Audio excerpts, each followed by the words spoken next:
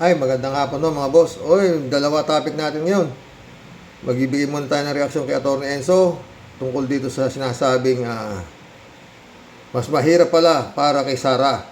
Oo, itong impeachment daw na to. O, ano lang ho to? 5 hours ago to. At meron ho itong 32,449 views. Oo, mas mahirap pala para kay Sara. Kasi itong Pebrero sasampahan na ng to sa i-impeach na to pakinggan natin. Mga friend.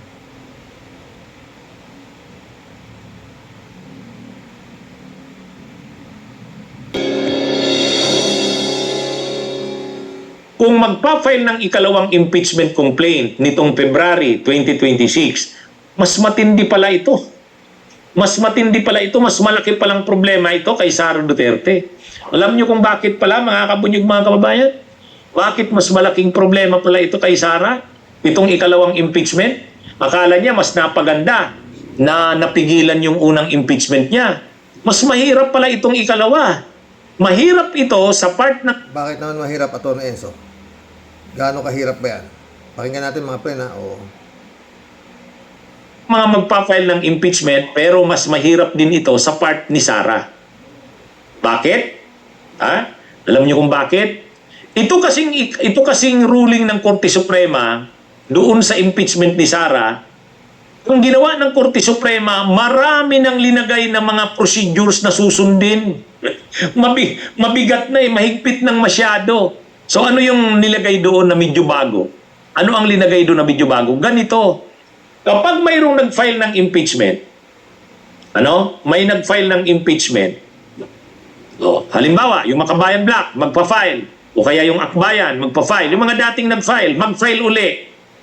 Yung final na yan, kapag refer yan sa committee, sa Rules Committee, i-refer naman doon sa House Justice Committee. Kapag refer sa appropriate committee, yung appropriate committee ay magkakandak ng hearing. Magkakandak siya ng hearing. Ibig sabihin, papadalhan niya ng kopya ng complaint yung si Sara Duterte. Pag pinadalhan ng kopya si Sara Duterte ng complaint, magkakandak ng hearing ang Justice Committee. Ano yun? Parang mini trial na yan. Ibig sabihin yung... Mahirap nga, Atty. Enzo. Mahirap nga yung procedure na yan. Mamaya, ibigay tayo reaction dito mga friend. Mukhang mahirap nga. Kung ibang tao, Atty. Kilala mo naman si Sara. May sayad dyan. Tuloy. Akusasyon kay Sara, sasagutin niya yan. Sasagutin niya yan. So, ibig sabihin, magkakaroon ng mini trial sa Justice Committee. O may i-expose na si Sara doon at hindi niya pwedeng hindi siya umattend doon. Hindi siya pwedeng hindi umattend. Bakit naman hindi pwedeng hindi umattend, Atty. Enzo? Si Sara pa? Atty. naman. NBI nga hindi pinupuntahan yan Maski yung mga sa tag dito, patawag sa Kongreso tungkol sa budget, hindi pupunta yan Iba si Sayad, si Sara, Atty. Enzo, ibahin mo yan Walang batas-batas dyan. Walang siya kung ano gusto niya Sara 1, Sara get. Ako mga friend hindi papayag si Sayad gaya sinasabi ni Atty. Enzo na hihiringin siya doon. Ewan ko lang mali ako, Atty. Pero yan, kung patawag man yan sa Kongreso para imbestigahan na sinasabi mo, hindi yan pupunta. Hindi yan pupunta. Sana mali ako, di maganda kung pumunta siya, di ba? Pero sa itsura nito si Sayad, hindi ho ito pupunta. Alam niya Nakakalkalin niyo ako? Ano kayo, siniswerte? Ako ang presidente ng impyerno. Sa Senado, pupunta yan. Tsaka yan, sinabi naman niya, maski impeachin niyo ako, di naman importante, di naman lang sa akin to. Ayoko naman talaga nito. Di ba? May mga sasabi nito si Sayad, di ba? Walang kwenta sa kanya, impeach niyo ako. Dadaan pa naman kayo sa Senado pag sa Senado, ang kalyado ko, Senado magdidesisyon. Ito kahiyaan na to. Kung may hiya, di ba? Tuloy ito, Enzo. Winib niya yung rights niya. Oo. At alam naman natin ang mga kongresista Mainit na ang dugo niyan kay Sara kasi ang dami na nilang issue kay Sara. Kaya nga ini-impeach nila si Sara. Oh. So anong point ko, bakit mas matindi? Anong ini-impeach, attorney? In-impeach na nga yan. Sinalo lang ng forthweight ni si Escudero, di ba? Inayudahan naman ng Supreme Court. Ang constitutional kay dyan sa Kongreso. Tapos, hanggang ngayon, panibagong impeachment na naman.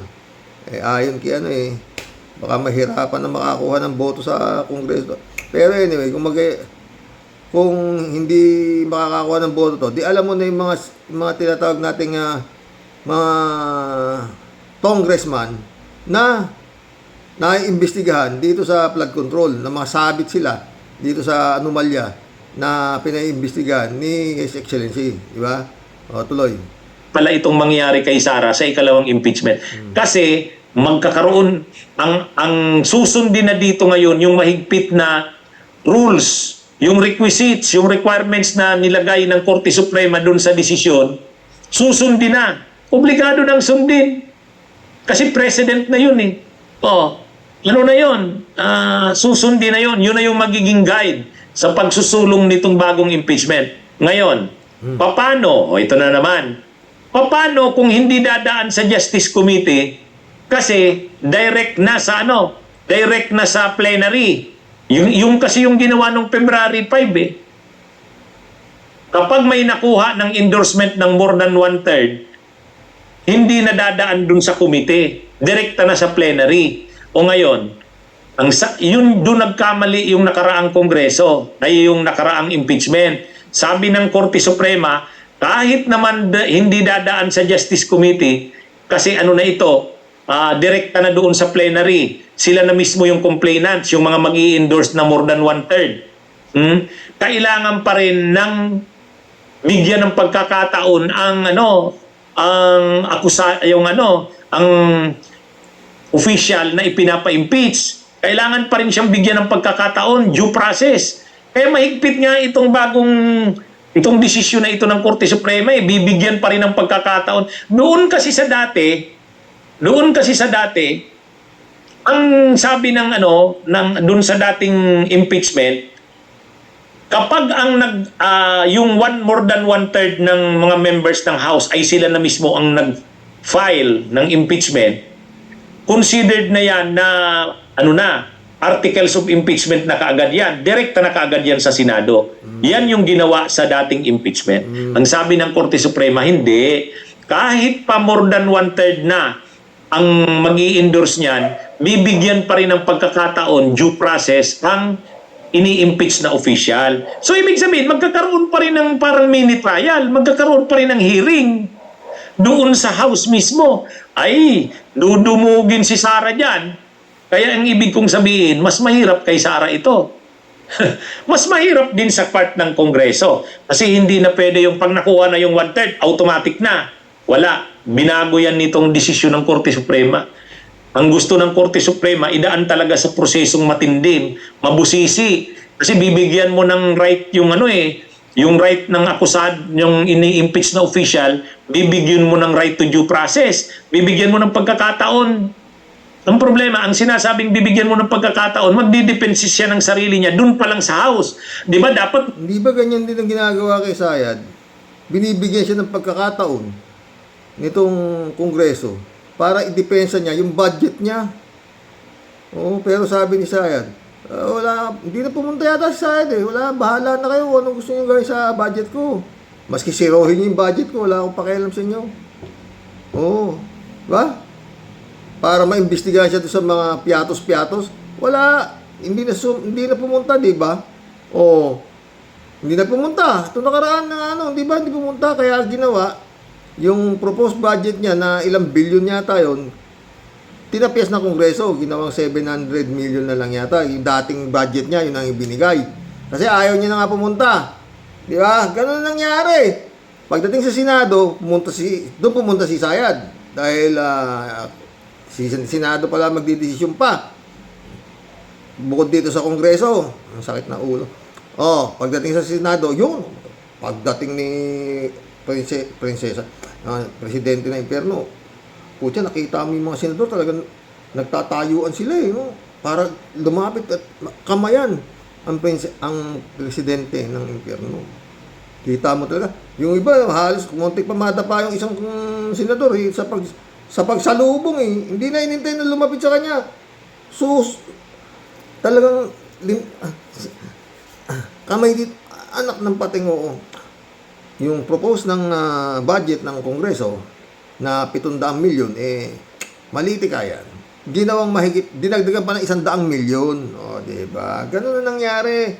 Kaya yung sinasabi nitong bagong impeachment nato ni Atty. Enzo, wala yan. Hindi yan po, sana mali ako. Hirap na magaling.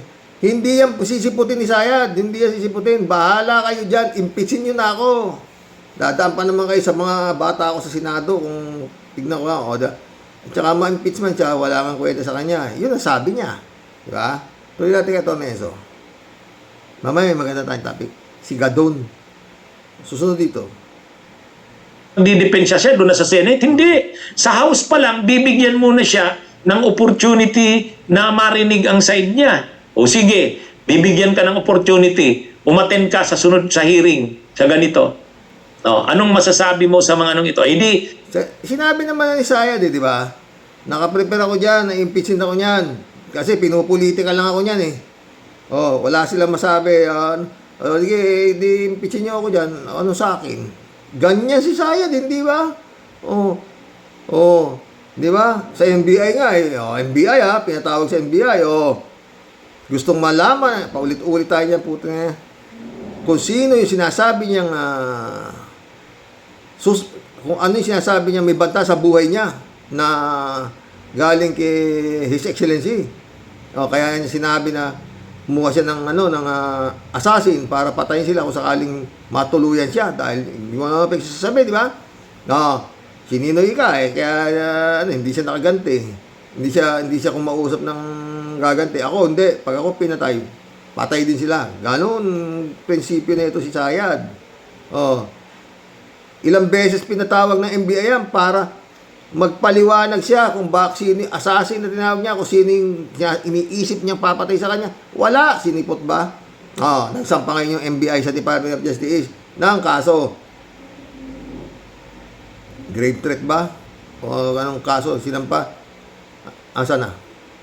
Wala na si Boying Rimulya sa ombudsman. Nasa ombudsman si Boying.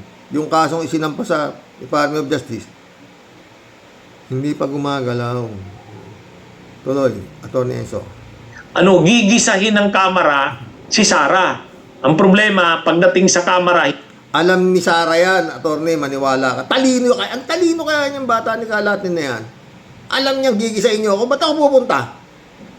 Para maging reon, kakawawain niyo ako? Hindi! Sana mali ako ha. Malapit naman anyway, malapit na yung Pebrero. Malalaman natin kung pupunta ito ha. May pera lang ako lalaban ko ng pustahan, hindi yan pupunta eh. Hindi niya yung kaalyado. Ayaw na ayaw nga ni Sara sa Kamara eh. Ayaw na ayaw niyang mag-appear dyan. Kaya parehas lang yan. Ayaw na ayaw niyang mag-appear. Kaya hindi rin yan a-appear. Attorney, maniwala ka, attorney. Sana mali ako, sana tama ka. Pero ako, ayaw na ayaw. Sara pa. Wala yan. Sa Senado tayo magkikita.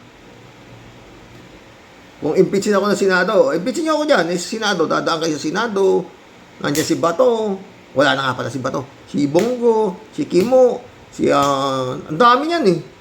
Halos, yung mga bumoto na si Digong, mag-grant ng house arrest at ibalik sa Pilipinas, 15 ho yun, 15. Unanimous decision, yung mga sinatong, di ba? Yun din ang boboto sa kanya na hindi siya i-impeachin. Di ba? Ayun yan, ako. Sampahan nyo na lang kasi ng kaso. Nagsampa na yata sila secretary, si Senator Trillanes ng kaso dito. Dami na, puro sampa, wala nang nangyayari. Tuloy. Di ba? Mabuti pa sa Senado, nag-a-appear siya doon kasi nandun sila Marcoleta. Pero sa Kamara, wala. Ayaw niya dyan. Ang problema, ang Korte Suprema na ang nagsabi na kapag in-impeach ka, dapat a-attend ka sa hearing doon sa Kongreso, sa Kamara mismo. Doon mismo sa process ng pag-initiate ng impeachment, Ang problema nga, attorney, ba't ako dadalo? Papahiyaan nyo rin lang ako, i-impeachin nyo lang ako. Di mag-impeach na kayo. Tingnan mo Tingnan mo mga pre na. Hindi tayo naggagaling-galingan. Ayon sa aking bolang pundido. No. Hindi yan pupunta. Sa Senado pupunta yan. Yeah. May due process ka na. Hindi mo pwedeng hindi i-avail yan. Pag hindi mo in-avail yan, mawi-waive mo yan. Ano gagawin ni Sara? Hindi niya i-recognize yun? Di kasalanan niya na yun. Kasalanan niya na yun. Yun nga, attorney. I-recognize ko man yan, i-impeachin nyo rin ako. Mas mabuti, wag ko na yan i-recognize. Ganon yan. Tignan mo utak niyan. Ako, Mariosep, attorney. Parang di mo kabisado yan. Avail niya naman yung due process na yan sa kamera para siya dong gigisahin. Ayaw na ayaw ni Sara niyan. Galit siya sa kamera, di ba? Ikaw na nagsabi, attorney. Ayaw na ayaw niya si Sayad. Pag ayaw niyan, ayaw niyan. Kita mo nga sabi. Ano masasabi niyo kay... Ano bang masasabi sa Pasko? Kay Presidente Marcos? Wala. Bakit? No. Di ko sabihin natin. Ayoko. Pag sinabi niya ayaw niya, spoil, burat nga yan attorney. Di ba? Kaya mo na yan. Yan ang mangyayari yan, attorney. Hindi yan pupunta. Dito na tayo sa, kay Larry Gadon. Lahat ng kliyente nakakulong. May pera sa mga kriminal. Isama nyo na si General Pokis bago niyang kliyente. Ganyan ko talaga si Gadon di ba? Pagkaya si Gadon. Yan si Atty. Fending Topacio, kaibigan ko yan. Style niya talaga mag-ingay. Kasi kung hindi siya mag-iingay, wala siyang kliyente. Pero itong mga kliyente niya, mga biktima yan, akala magaling ang kanyang depensa dahil kasi maingay, pero lahat sila nakakulong. Asan sila? Si Rodrigo Duterte, Apollo Kibuloy, Alice Buto, si Teves, si Cassie Ong, lahat yan nakakulong. Yan si Atty. Fending Topacio, kaibigan ko yan. Style niya talaga mag-ingay. Kasi kung hindi siya mag-iingay, wala siyang kliyente. Pero itong mga kliyente niya, mga biktima yan, akala magaling ang kanyang depensa dahil kasi maingay, pero lahat sila nakakulong. Asan sila? Si Rodrigo Duterte, Apollo Kibuloy, Alice Buto, si Teves, si Cassie Ong, lahat yan nakakulong. Yan si Atty. Fending Topacio. Kulang ka naman si Pokis pa. Di ba? Sakit sa ulo. Ito isang... Ano lang yung kigadon para maging masaya lang tayo. Si Gadon pag nagsasalita, maski nagmumura, natatawa ako Ito, yung Guardiola. Frozen na raw ang asset. Pakinggan natin. Ito yung last na topic natin ito.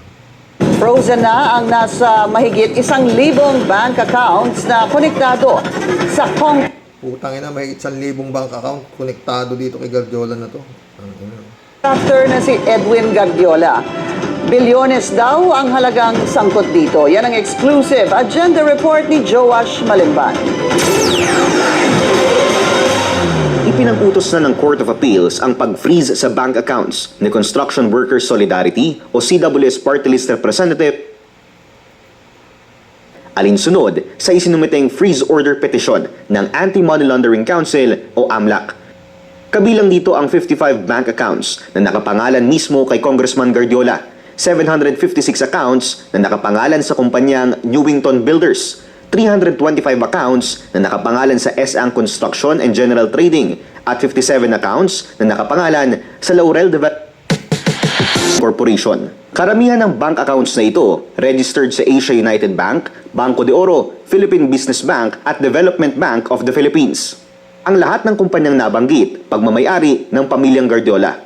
Ayon sa investigasyon ng AMLAC, malinaw ang discrepancies sa pagitan ng published financial statements ni Guardiola at ng total inflows and outflows ng pera sa kanyang bank accounts.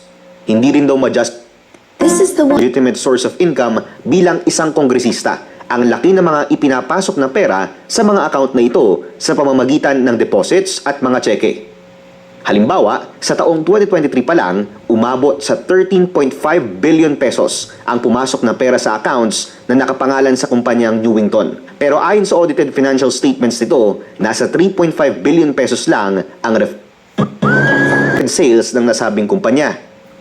Una nang iniulat ng Billionaire News Channel ang bilyon-bilyong pisong kontratang nakuha ng mga kumpanya mula nang maupo si Guardiola sa Kongreso. Sa loob lang ng 3 taon, nakakuha ng 30.1 billion pesos worth of DPWH projects ang 3 Guardiola-owned companies. Natatawa lang ako pag sinasabing si Diskaya ay mayroong 42 sasakyan. Can go from this to this. Yung kayaman si Diskaya. Si Diskaya, ganito lang si Diskaya kumpara sa kayamanan ng Guardiola. Mula nang maupo sa Kongreso, kapansin-pansin din ang tila Si Diskaya daw, ganito lang sa kayamanan ng mga Guardiola. Puta, dating ano yun, mayor yung nagsasalita eh. Oh. Mataas na kahoy yata sa Batangas. Oh. Tuloy. amin ang mismong assets ni Guardiola sa ilan sa most highly exclusive villages sa bansa. Isa ang malapalasyong seaside mansion nito sa Club Punta na personal naming napuntahan sa Nasugbu, Batangas. Isa ang ani former Mayor Ilagan ay malamol na property nito sa Malarayat Golf and Country Club at isang property sa Forbes Park na una nang ibinalita ng Billionaire News Channel na pinagtitirikan din ng property ni former House Speaker Martin Romualdez. Bukod pa yan sa malapalasyo niya ring property sa hometown niyang Mataas na Kahoy, Batangas. Sa pagpasok mo, may receiving area sila. Tapos susunduin ka ng golf cart, dadaan ka sa tunnel. Matatanda ang kabilang si Guardiola sa mga pangalang isinumite ng ICI at DPWH na mga tinaguriang contractor na dapat kasuhan ng ombudsman dahil sa possible plunder at bribery. Ayon sa ICI, dapat ding magkaroon ng mas malalim na investigasyon ng ombudsman kaugnay ng possible violations ng mga natukoy na contractor sa Anti-Graft and Corrupt Practices Act, Code of Conduct and Ethical Standards for Public Officials and Employees, New Government Procurement Act at iba pang mga batas. Para sa agenda, Grabe nung post. Iba pa yung yung Eric Yap, ha? Na pinris din yung ari-arian, ha? Ito 30 billion daw ang nakontrata sa loob ng 3 taon, no? Eh paano naman si Pulong? Paano yung Duterte? Wala pa yata kayo na ipipris na ari-arian ng mga Duterte. Ang dami ring ninakaw. Naka-pris-pris din. Nag-submit pa na salin na ang salin gatinga lang sa kayamanang mga ninakaw. Oh. Salin ni Pulong wala at wala. Oh, hindi naman tayo nagagaling. Wala nga eh. Sinampahan pa ng kaso ni Trillanes. Walang eto si Pulong. Kumusta naman si tatay ko? Sa yung karon? Nasa a message for the Philippine military and for the Philippine National Police. Save the Republic of the Philippines. Maawa raw kayo sa bayan natin. Yes. Yun lang po. Yes. Kumusta naman si tatay ko? Sa yung karon? Nasa a message for the Philippine military and for the Philippine National Police. Save the Republic of the Philippines. Maawa raw kayo sa bayan natin. Yes. Yun lang po. Yes. Puta, hayop, Kasi yung Philippine military, nagamit lahat yan eh. Hindi Duterte nung panahon niya, di ba? Kaya nga walang nakapalag eh. O, di ba? Grabe ng mga friend. May mukha pa magsabi ng gano'n. Sabi raw ng tatay niya eh. Kaya sa message, from the police and the Philippine military, maawa naman kayo sa bayan natin. Parang gano'n, putang ina. Naawa. Diyos ko. Ewan ko mga post. O yun, bakit walang tinatrabaho ng matagal nang inaano ni Senator Trillanes yan. Kaso, ang tagal na sinampang kaso, alam nyo talagang si Ombudsman talagang masusubok natin si Ombudsman kung talagang si Ombudsman talagang magaling si Ombudsman. Nakita mo naman, galing si Ombudsman. Wala pang warrant of arrest si Bato meron na, sabi ni Ombudsman. Tago ka na. Nagtago na si Bato. Dahil takot sa ikaw ba naman nasabihan ng Ombudsman na may warrant of arrest ka na, Lord, paano kaya to? Kasi yun nga, sabi niya, di ba, Ombudsman, na hindi lang naman ang corrupt, pati ang mga judiciary na yan, matindi rin ang corruption dyan, di ba? Ewan ko na kung paano mangyayari dito, no? Marami naman tayo naging topic, di ba? Ang pinakamalupit na topic, yun nga, si Larry Gadon. Kaibigan mo pala si bukong-bukos niya, alam niya, kaibigan ni Gadon si Tupacio, di ba? Madaldal lang yan. Pero para makakuha ng kliyente, kala mo magaling, lahat ng kliyente niyan talo.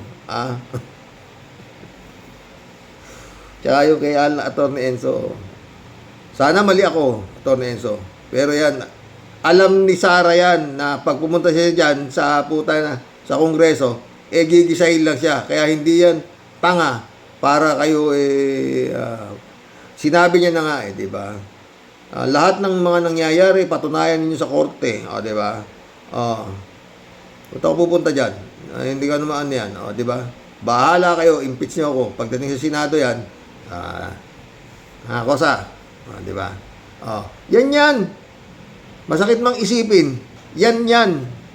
Kaya nga, si Excellency, dapat,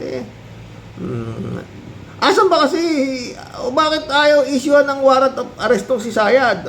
Sinampahan na nga ng kaso ng National Bureau of Investigation sa Department of Justice. Wala nang nangyayari. Ano ba yan? Wala namang immunity from suit yan. Pwede namang arestuhin yan. Tapos yung mga wala ba kayong ma-freeze na bank accounts niyan, mga anak ng patingo, pinagsasubmit na sa inyo, puro out of this world. 37 million, 88 million, ano yun? Ano yun? Kaya si Senator Trillanes, in-interview kanina ni Christian Isigere, nakadiin siya talaga sa Duterte. Kasi nga, hanggat maaari, ayaw niyang mapahamak ang bansang Pilipinas. Minsan tatalakayin ko pero na makabalik yung mga yan.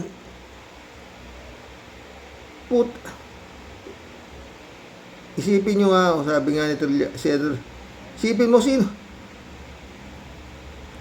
Pag nakabalik yan ang naging presidente, pagbalagay natin, sabi nga ni Senator, nasakit isipin, naging presidente, putang ina, magiging Speaker of the House daw, si Pulong. Putang ina yan. Baka DILG raw, si Baste. Anak lang putang ina, anong klase? At hanggang ngayon, yun nga, naririnig ko pa na talagang hard to beat si Sayad dahil napakataas ng kanyang rating, survey rating po. Kaya yan, ano ba, Excellency? Huwag ka magbiro. Baka ipahukay nga yung tatay mo sa libigan ng mga bayani at itapon sa West Philippines Sea. Hindi ka bibiruin ng mga to. Oo, Excellency. Oo. Saka si Atty. Claire, dapat parating mag-ingat. Mag-collab na po tayo, mga friend. Malungkot man, pero yan. Matigas. Wala, parang, kung tignan mo, untouchable ang Duterte. Imbestiga sa mga korupsyon. Putang ina, nakaraan yung Parmali, asan na? Putang ina. Sino yung na warrant of arrest? Yung taga Davao na isa, nagpiyansa lang, wala na. Billion ho yun billion. Sa ngayon, maraming investigasyon sa budget, whatsoever, ito. May marami hong magaling na bumubusisi ho ng budget ngayon. Dahil nga ito si PBBM, mabait. Ba't nung panahon ni Digong, may nakabusisi ba sa mga budget na ni Digong? Wala. Meron bang ganito kagulo na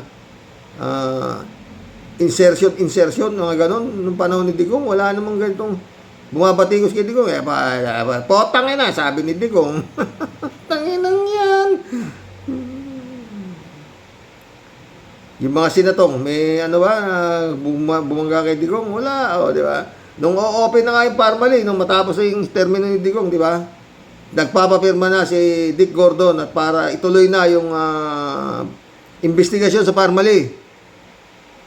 Walang pumirma senador. Ayaw nila dahil si Digong daw ang tatamaan. Diba? Kaya nagulat ako doon kay Grace po. Oo, dahil oo.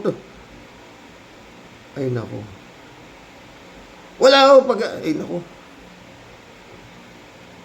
Ombudsman, nasa iyo kamay ang bola. Oo, nasa kay Ombudsman, oo, tsaka na kay DILG, nasa Rimulya ang kamay ng bola. Oo, tsaka His Excellency.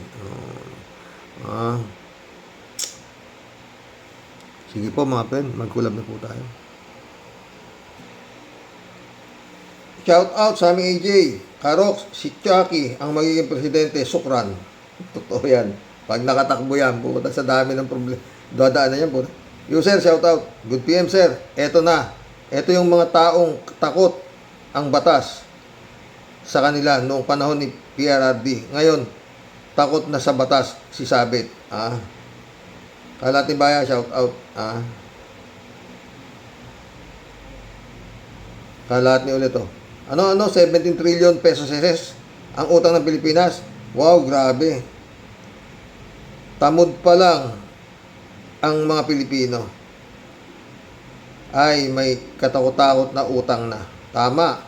Hindi pa pinapanganak yung naku, yari na naman ang bayag natin ito. Tayo dyan. Librado Ludovico, shout out. Dahil madaling araw, Martes. Watching from Edmonton, Alberta, Canada. God bless po. Stay safe and healthy. Oh, mga didilis at didishit. Go na kayo, mga hunghang. Baka mabudol din kayo ni Sabit Singson, no, di ba? Kalat nito. Nax, early bird tayo ngayon. Ganun pa man. Kapunin mo ang mga ungas ni Chabit na yan, Kasani. Di ba? God bless your family. God bless kalat ni. Michelle Edwin Mike, shout out my friend. Sabi, si Wala po. Good afternoon, sir. Sa vlog po ni attorney ni Alfred Mark Guzman. Nanonood ako dyan, magaling. Sa social media daw po, pinagtatambal daw sina Sara at Mayor Lenny Robredo. Sara Lenny daw. Tama po, kaya ang obserbasyon ko na may kakamping na mga BBM at Marcos at may kakamping na DDS o Duterte. Hindi ko alam yan, mga friend. Pero alam ko, hindi gago si BP Lenny para tumambal dyan. Oo. Shelly J. Sir, sus! Dumali na naman ang hari ng gambling. Akala mo naman ang tinutino natsambahan lang niya nung panahon ni Estrada, Karox. Nagselos siya kay Atong Ang, kaya napatalsik nila si Erap. Pare-parehas lang naman silang kurakot. Wala yan. Hindi yan magwawagi. Totoo yan, Shirley. Shirley ulit. Ang problema niya Sabit, Karox, hindi pa bigyan ng gusto niya. Yun. Mary Lebron, shout out. Good evening sa Rox. No skipping ads, sabi niya. Kalat niyo. Thank you for not skipping ads. You're the best, sabi ni Kalat niyo. Pastor Jun Lagon, shout out. Kalat niyo ulit. Sale. Kung yan ang one time, big time na alam ko, ay sali ako dyan. Anytime, anywhere. Handa akong makipagbakbakan dyan. Patay tayo dyan. Kalat ni ulit. Tanong lang, Kasani. Bakit nga ba madaling mauto si Excellency paring Blenglong ng mga katropa pips natin dyan sa Wibulong Brigade? Para yatang natutulog lang siya sa Talabahan sa Cavite. Nagtatanong lang, thanks. Tanong ko rin yun. Maril Pabianak, shout out. Gandang gabi po tayo sa mga ka-warriors. Desperado na talaga sila para maagaw ang kapangyarihan. Kumbaga, now or never. Grabe. Totoo. Wala talaga silang gagawin kundi guluhin ang bansa. Dapat sa kanya retired na sana siya. At huwag na manguna pa sa kaguluhan. Tila nag-start na sila ng plano. Ang gulo-gulo ng mundo. Tila nakikisabay pa mga yan. Totoo. Hindi, grabe ngayon ang sitwasyon nito si Sabit. Ang ganda ng vlog ni Christian Esguerra kahapon kasama yung mga matandang journalist, oh. Yung sana topic ko ngayon, eh. Friend Service sa PEDA, shout out. Christian Sen, July 7, Alcantara. Annalisa Polinar, shout out sa inyo mga friend, ha. Sabi ni Tia Delio. Subject po natin today, si Mr. Loverboy Gurang Edition alias Manyakol. Ano po, Sir Rox? Nako, Mr. Sabit Singson. Kailan ka ba talaga mananahimik? Dapat sana sa'yo dahil ikaw isang certified member ng Rayuma Rangur Association, Rangu, ha. Dapat po talaga ikaw concentrate ka lang po sa pag-aalaga po ng mga kahayupan po dyan po sa iyong Minisu. Minisu tawag ko. Kasi ang alam ko po marami po siyang alaga na sari-saring mga kahayupan sa kanyang mala Enchanted Kingdom na property. Totoo yan. Sobrang yaman nito, dami rin nanakaw pala nito. Alam kasi, Sir Rox, alam mo kasi, Sir Sabit, huwag ka na pong masyadong epal, ano po, sa mga kahayupan lang at mga baby girl na alaga mo, kulang na po yung tuhod mong may rayuma, ha? Tapos ang dami-dami po pong kaso na dapat po pong sagutin.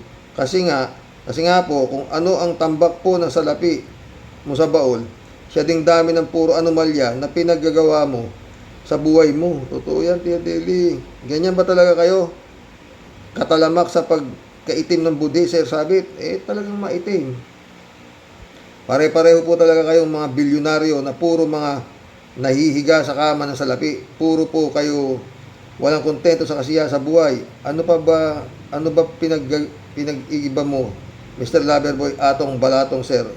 Bilyonaryo din katulad mo, pero ayan, tulad mo ring walang kapaguran sa paglikha ng anomalya. Malakas sa gobyerno. Kasi ang mga panlaban ninyo palagi mga kwarta sa lapi ninyo na galing sa panduruga sa taong bayan at sa kaban ng bayan.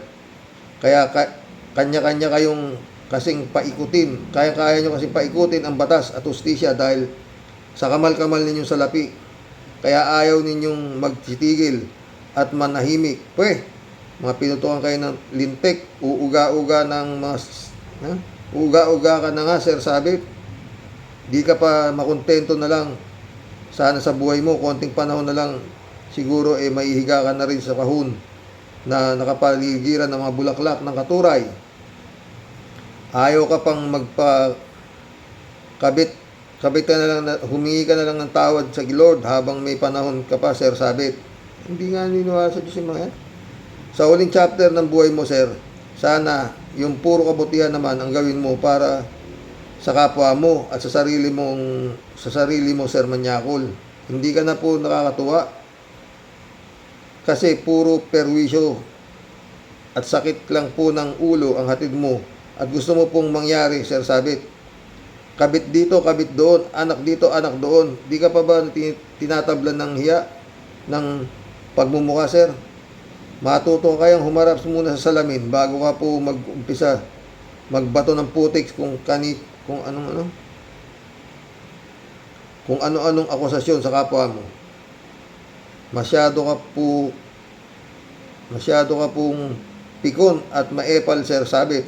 Pag di mo nakukuha ang gusto mo lahat, dadaanin mo sa daas at kapangyarihan ng kwarta mo. Naku, Mr. Sabit, huwag mong intayin na ikaw kumain ng alikabok sa mga paghahamon mo. Ano po? Yun nga, inahamon ng gobyerno. Anong gagawin mo dyan? Ombudsman, nandiyan na.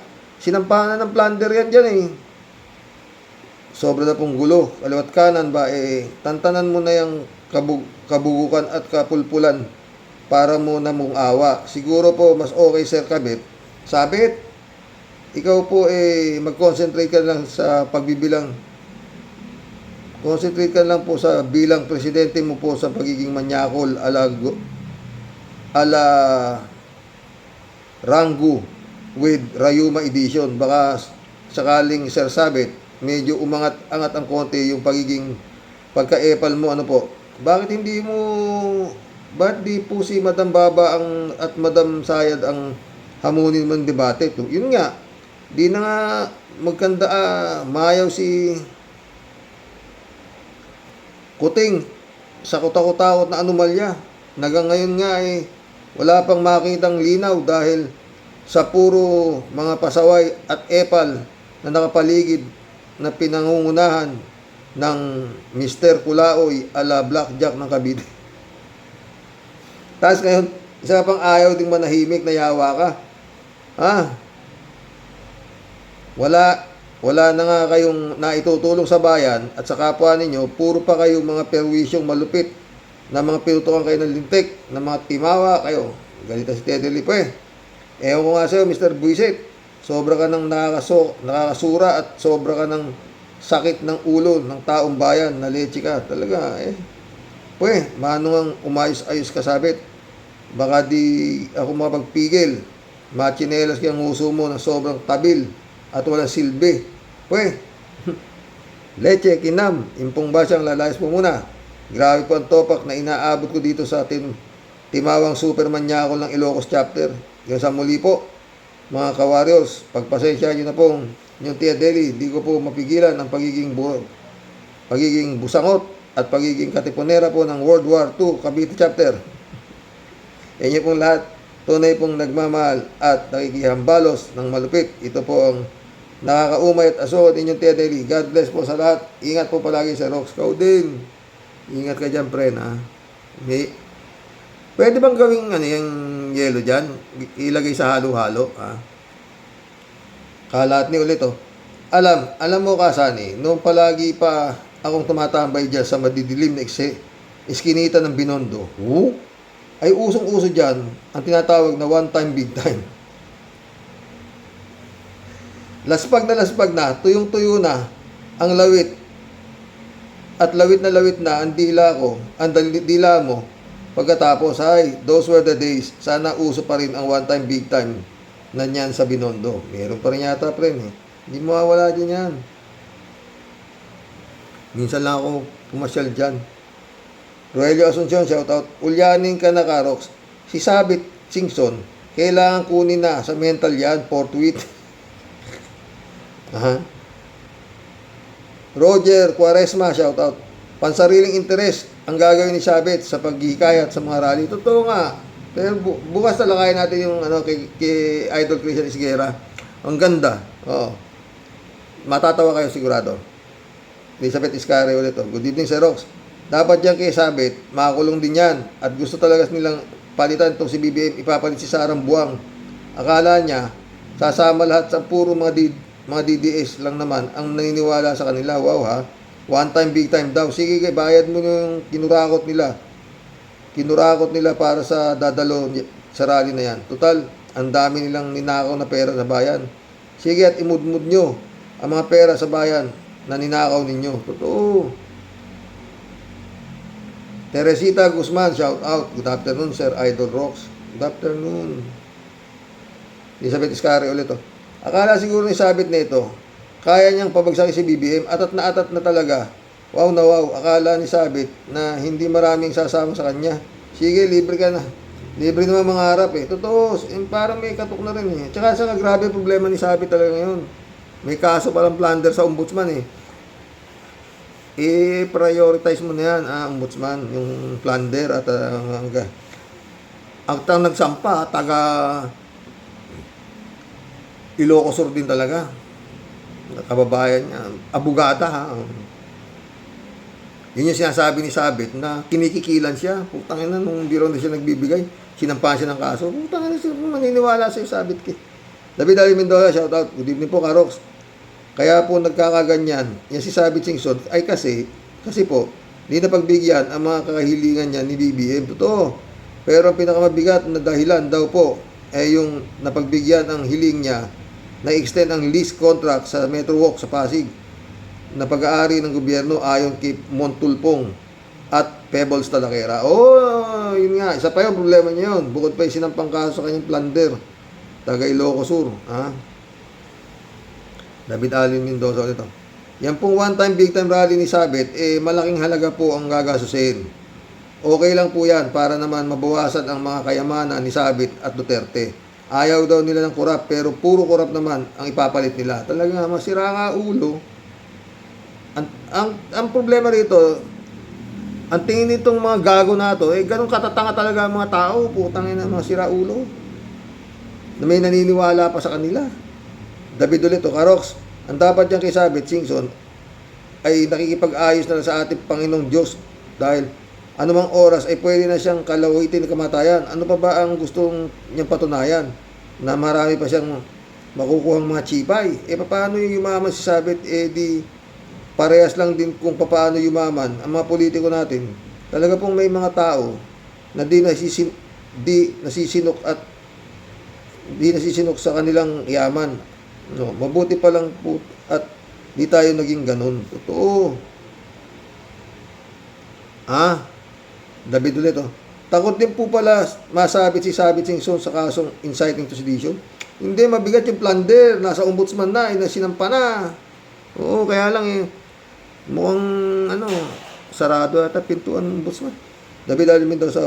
Karoks, huwag nyo na pong hikayatin na tumakbong presidente si Sabit. Baka maging gambling capital ng Asia ang Pilipinas at saka po dadami pa ang lahi niyan, kamukha din niya ni Duterte at Pacquiao na parang kuneho pagdating sa sex. Ito yung sabi. David ulit, Karoks, tama po kayo, aalisin lang ni Duterte ang mga namumuno sa ahensyang may katiwalian at ililipat sa ibang pwesto. Di ba? Kaya tuloy pa din ang anomalya at saka intention lang pala ni Digonggong na linisin ng DPWH. Kumbaga, may sinasabi siya tungkol sa korupsyon sa DPWH. Pero salita lang, pero kulang sa gawa. Ganyan din naman ang gagawin ng anak niya si Inday Sayad kapag nahalal na presidente niya ng Pilipinas. Don't say bad words, David Alvin Mendoza. Iwan ko na po, goodbye Philippines na po talaga. Totoo yan. Mahalal. Hindi nga dapat makatakbo yan, puta. Sa dami ng katakot-takot na puta. Kung may hiya yan, kapal talaga mukha David Alvin Mendoza ulit, Karoks, na-feature nyo pa naman pala yung si Sayag. Natawa nga po ako sa isang interview niya na tinanong siya tungkol sa SONA ni BBM. Kandautal sa pagsagot na senseless pa ang sagot. Paano mo ipamamalag sa buong mundo? Ang simpleng tanong lang ay di niya masagot ng kaayos. Dapat ang gawin na lang ni Sayad ay yung payo ni Boss Vic at Jose Manalo doon sa isang contestant, bagsak lagi sa job interview. Na kapag may tanong sa kanya at di alam ang sagot, ay sabihin niya na lang, next question please. O kaya naman ay pass. At least di halatang boba. Grabe may tililing talaga David ulit, Karoks, nanaginip na naman ng gising Technicolor pa nga, didishit na yan na si One Time Big Time Rally. At hinihikayat pa ni Sabit Singson ang simbahang katoliko sumama sa rally na yan. Para para suportahan ang tae, tao. Palayan si Digong mukha lang palang ebak na minura ang ating Diyos at tinakot pa ang simbahang katolika na bubuwisan ang mga abuloy at donasyon sa kanila. Tapos eto ngayon, at hihingi sila ng tulong sa mga madre kaparian ng simbahan. That's ala sa nonsense. Totoo yan, David. JTV, shout out, tol. Di ubra panawagan ni Sabit kasi halos lahat nakikinabang sa promo Anli Nakawan. Diba? Rodelia Alpilor, shout out. Hello po, Sir Rox. Talagang may topak na rin. Ano ba yung ginawa dati niyang asawa? Hoy, Sabit. Wala kang silbi sa gobyerno ni PBBM. Walang naniniwala dyan. Xerox, dahil di napagbigyan ng hiling kay PBBM sa ipasok ang pamangkin niya sa PCSO, nagkaganyan na siya. Hindi, maraming problema, friend. Talagang parang na rin to Taya pato na rin, pato panabla na sa Sabit na to Kala niya ubra pa kay PBBM, ginawa niya kay ERAP. Di magtatagumpay ang matandang yan. Nakakahiya ka, Sabit, kaya tama na lang ay ligoyo mong Sabit. Saka masasabit ka pa sa kapalpakan mo, manyak ka rin. Tulad ni Kibulok. Salamat, Sir Rox. Ingat. God bless your family. God bless, Rodelia. Dolor Garcia, friend Aini Bingson. Eman Escalonac, shout out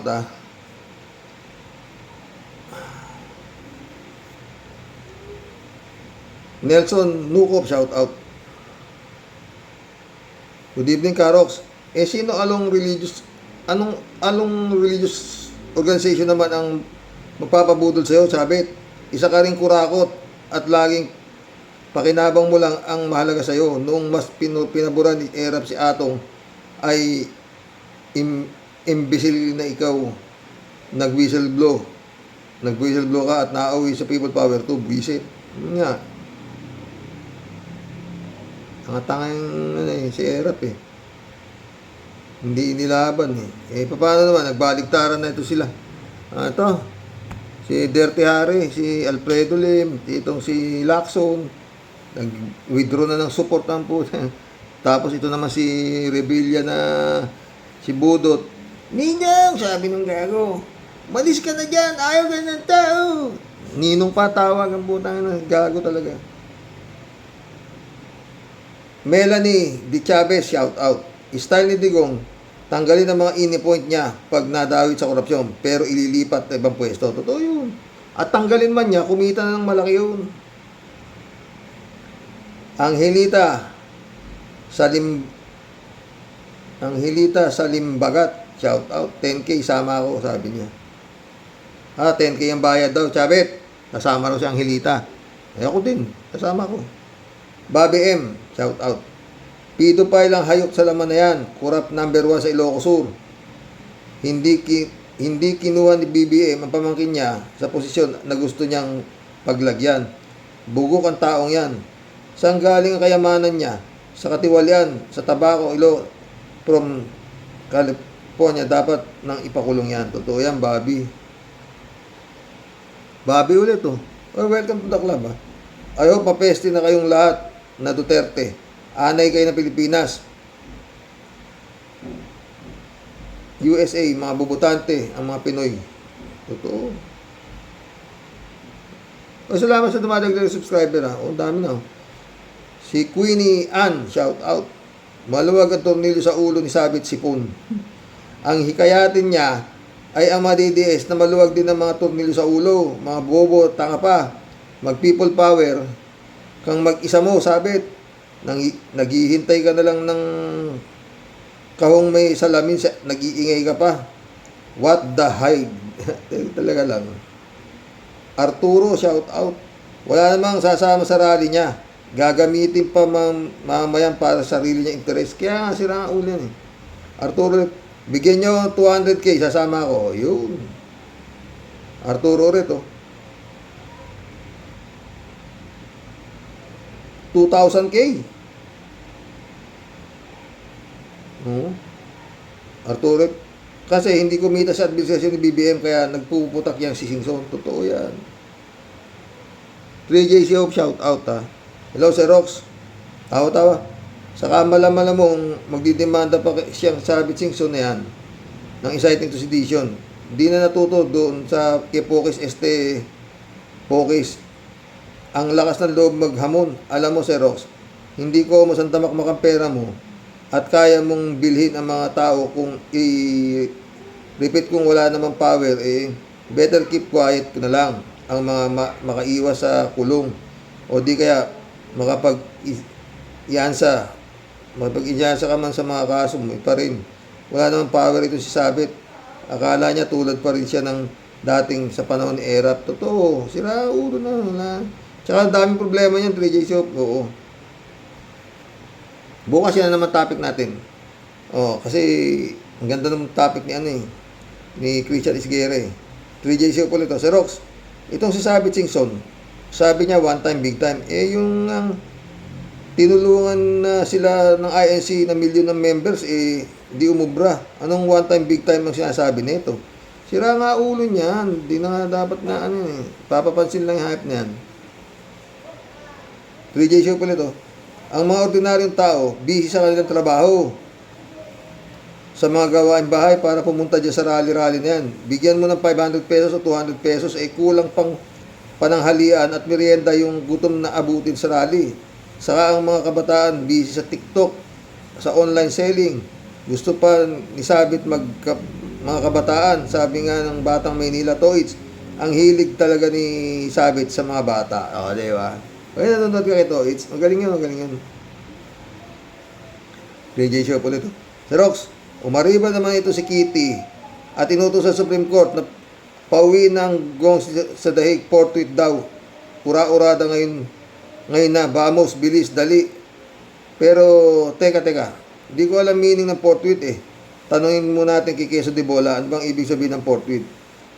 Alam mo, no, itong mga Duterte na to, mga Tertulongis to, pinakikita lang nila talaga na sila, untouchable sila dahil kaya na utusan ng Supreme Court. Ba? Oh, yan talaga nangyayari. Pinapakita nila, puro takbo nila Supreme Court. Oh.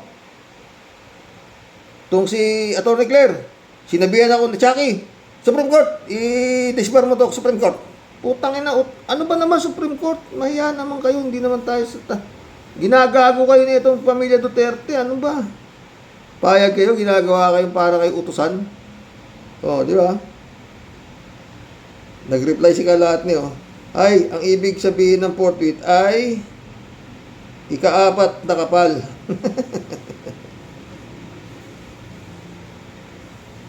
Elmer Diaz, shout out Malamang isuka ng mga Ilocano ang lokong yan. Religious group ang hininga ng tulong, puro illegal ang banat ng loko. Totoo, Elmer Diaz, welcome to the club, ha. Maria Cristina Bug, shout out. Hindi tungkol sa flood control ang problema ni Sabi, tungkol sa Metro Walk kasi kinuha na ng administrasyon dahil sa subway. O yun nga, yun pa sa problema niya. Saka yung kinaso sa kanya ng taga Ilocos Sur na babae na abogada ng plunder. Romeo Calusa, shout out. Gandang gabi, Karox. Itong si Sabit, matanda na ayaw pa manahimik sa isang tabi ang animal. Total gusto mong mag-rally, sasamahan ka namin. Basta bayaran mo kami ng 2M. Lahat ng sasali dyan sa katarataduhan mo. Ano deal? Romeo Calusa ulit. Itong si Pukis, buti nga sa'yo. Dapat sa'yo, tanggalan lahat ng benefits mo. Animal ka. Dapat ang mga ganitong mga tao, dapat bitahin. Isama na rin itong si Tupacio. Totoo yan,